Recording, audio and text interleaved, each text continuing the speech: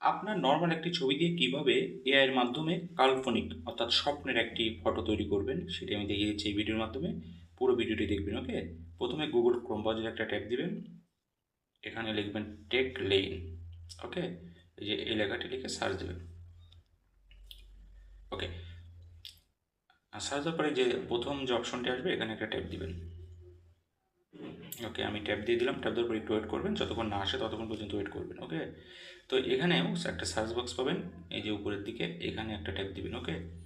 যে কোনো ভিডিও আমি আস্তে আস্তে দেখানোর চেষ্টা করি যাতে আপনারা পারেন। তো সার্চ বক্সে লিখবেন MCC অর্থাৎ MCC লিখে এই যে এই লেখাটি লিখে এই যে সার্চ বক্সে এখানে একটা ট্যাব দিবেন, ওকে?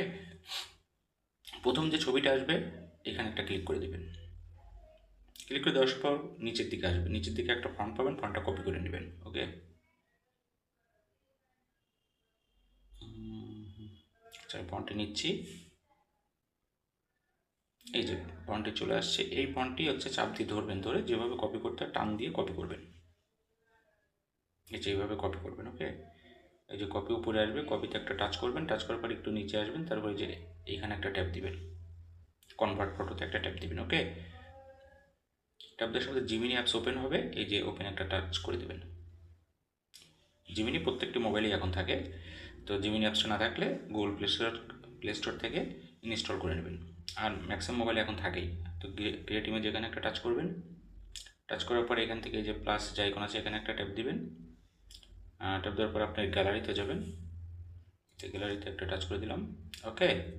তো গ্যালারিতে টাচ করে দেওয়ার পর আপনি গ্যালারি থেকে যে কোনো একটা ছবি নেবেন। তো আমি প্রথম ছবিটাই নিচ্ছি, যে কোনো একটা ছবি নিলেই হবে। তারপর ডানে একটা ক্লিক করে দেবেন, ওকে?